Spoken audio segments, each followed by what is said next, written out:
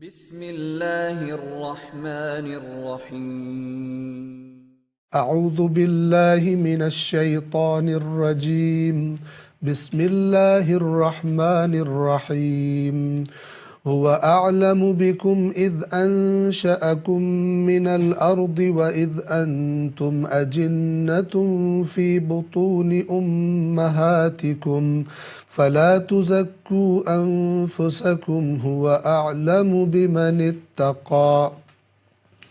وہ تمہیں اس وقت سے خوب جانتا ہے جب اس نے تمہیں زمین سے پیدا کیا اور جب تم اپنی ماؤں کے شکم میں جنین کی صورت میں تھے، پس تم اپنے آپ کی پاکی کے دعوے نہ کرو، وہ اللہ بہتر جانتا ہے کہ واقعی پرہیزگار کون ہے۔ صدق اللہ العلی العظیم۔ گزشتہ درس میں فلا تزکو کے معنی بیان کر دیے تھے۔ اگلا لفظ ہے انفسکم، یہ دو حصوں پر مشتمل ہے، انفس اور کم۔ انفس یعنی نفس، اور انفس نفس کی جمع ہے، کم یعنی تمہارے۔ لفظ نفس جیسا کہ واضح ہے، اس کے بنیادی حروف نون، فا اور سین ہے۔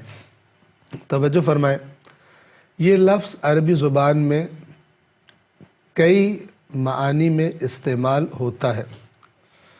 بنیادی معنی اس کا ایک ہی ہے۔ اس کے بنیادی معنی کو ہم اگر بیان کرنا چاہیں مختلف شکلوں میں، تو کون کون سے لفظ اردو زبان میں استعمال کرتے ہیں ہم؟ نفس یعنی روح، انسان کی روح کو اس کا نفس کہا جاتا ہے۔ سب سے پہلے یاد رکھیں، اصل لفظ ہے نفس، جس سے لفظ نفس مثلا بنتا ہے۔ نفس کہتے ہیں سانس کو۔ سانس جب تک انسان لیتا رہتا ہے، انسان کے اندر زندگی ہوتی ہے۔ سانس اگر رک جائے تو انسان کی زندگی، ظاہری زندگی جو دنیاوی زندگی ہے، وہ ختم ہو جاتی ہے۔ پس اس نفس سے اگلا لفظ ہے نفس۔ نفس یعنی روح، نفس یعنی جان، انسان کی جان کو بھی اس کا نفس کہتے ہیں۔ اب دیکھیں، ان کا تعلق اسی سانس کے ساتھ ہے۔ سانس علامت ہے حیات کی، زندگی کی۔ روح علامت ہے حیات کی۔ جان جسے ہم اردو میں کہتے ہیں، وہ علامت ہے کس کی؟ حیات کی، زندگی کی۔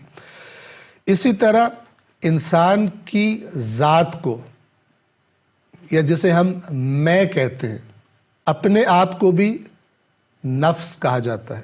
اپنے آپ کو بھی نفس کہا جاتا ہے، جسے ہم میں سے تعبیر کرتے ہیں۔ انسان کی ذات یعنی انسان کا خود اپنا آپ، جس کو میں کہا جاتا ہے۔ ان تمام معانی کے لیے عربی زبان میں کون سا لفظ استعمال ہوتا ہے؟ نفس۔ انفسکم یعنی تمہارے اپنے آپ۔ ترجمہ کیا کیا تھا؟ فلا تزکو انفسکم، اپنے آپ کی پاکی کے دعوے بیان نہ کرو، اپنے نفسوں کی پاکیزگی کے دعوے نہ کرو۔ اپنے نفسوں یعنی اپنے وجود، اپنے آپ کو، اپنی ذاتوں کو تم پاک نہ کہو۔ یہاں ذات جو میں کہہ رہا ہوں، ذات سے مراد یہ قوم قبیلہ نہیں ہے، قومیں اور قبیلے مراد نہیں ہے۔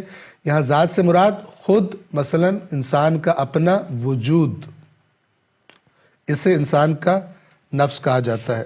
توجہ فرمائیں، انسان دو حصوں پر مشتمل ہے۔ ایک انسان کا حصہ مادی ہے، جو جسے ہم کہتے ہیں مٹی سے بنا ہے، زمین سے بنا ہے، اسے انسان کا جسم کہا جاتا ہے۔ دوسرا حصہ انسان کا غیر مادی ہے۔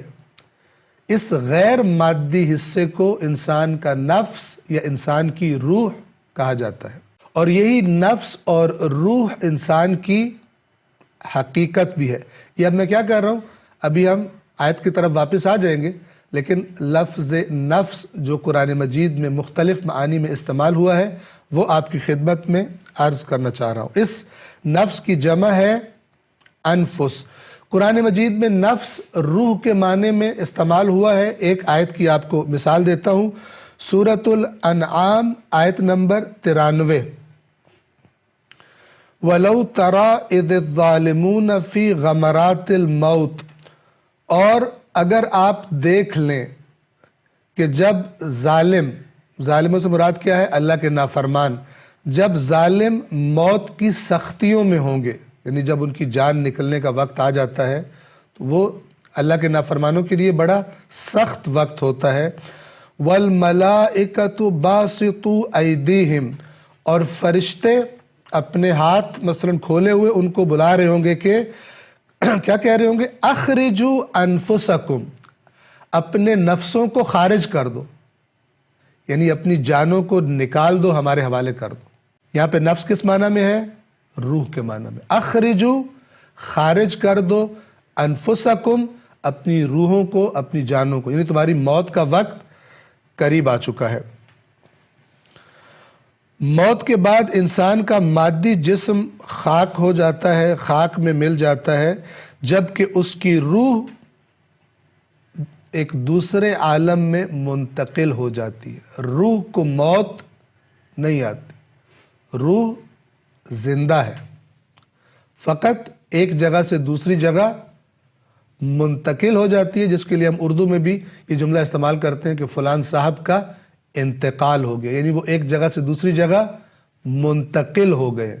علامہ اقبال کا ایک اس معنی کو بیان کرنے والا ایک بڑا خوبصورت شعر ہے، فرماتے ہیں موت کو سمجھے ہیں غافل، یعنی جو غفلت میں ہیں، جو جہالت میں ہیں، جن کو نہیں پتہ، وہ کیا سمجھتے ہیں موت کو؟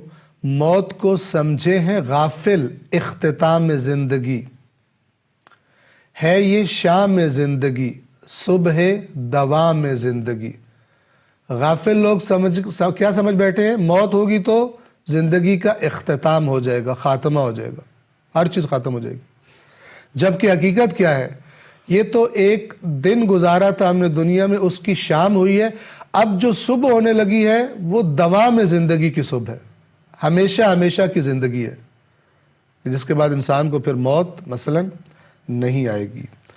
اس کو جاری رکھیں گے انشاءاللہ۔ والسلام علیکم ورحمۃ اللہ وبرکاتہ۔